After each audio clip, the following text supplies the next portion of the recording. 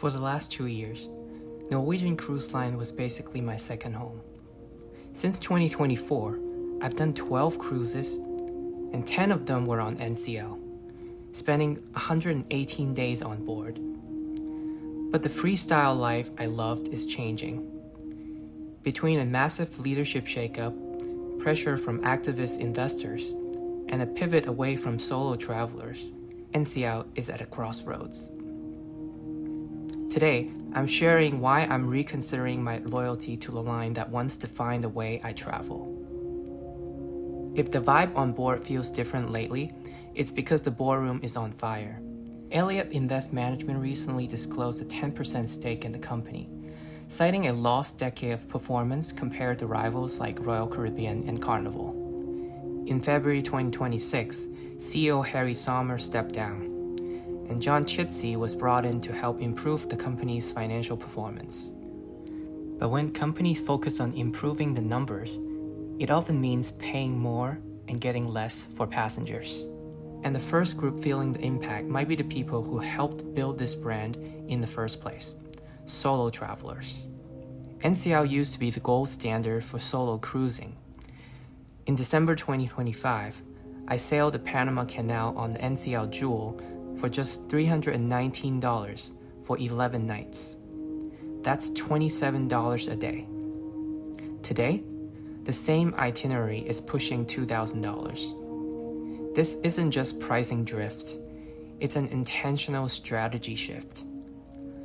In November 2025, NCL officially announced that they're pulling back on single cabins because solo travelers aren't profitable enough compared to families and groups. So if you have noticed NCL disappearing from solo deal trackers like Cruise Plum, you're not imagining it. The solo supplement is creeping back. And for many budget solo travelers like me, that's a major deal breaker. For years, NCL was voted the best mainstream cruise line for solo travelers. That was their edge. Walking away from it as the solo travel market is growing is a significant mistake.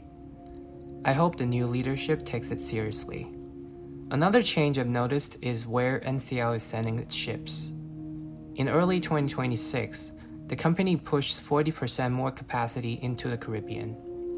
Even NCL's CFO, Mark Kempa, later admitted that this move was premature.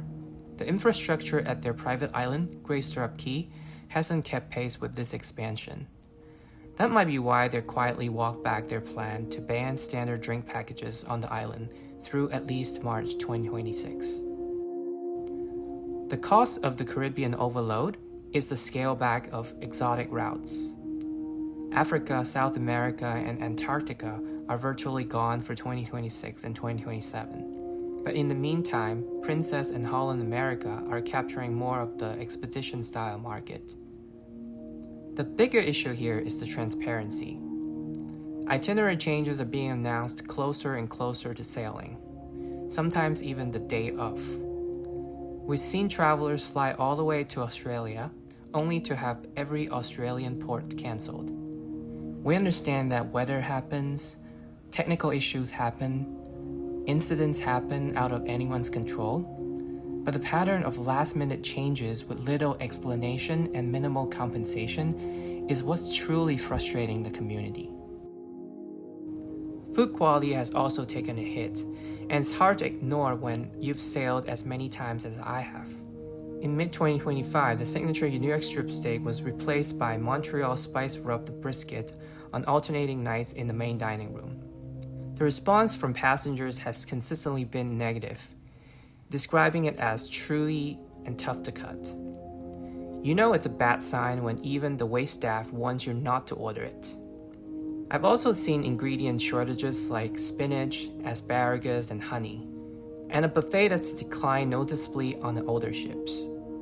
It's clear that cost-cutting has gone a step too far. That said, there's a genuine bright spot. On the Prima class ships, the Indulge Food Hall is my favorite complimentary dining venue at sea. Diverse, well-executed, and the Asian options especially are excellent. I just wish that the same standard carry across the whole fleet. So, Can NCL turn things around? Yes, but they need a course correction. First, recommit to solo travelers. That was NCL's defining competitive advantage, and they're throwing it away. Second, be more transparent on itinerary changes. Early communication, honest explanations, fair compensations when things go wrong. Third, bring back the food quality and the consistency that made NCL worth coming back to. Now, a quick caveat, this is a vertical comparison. I'm comparing NCL's past to its present.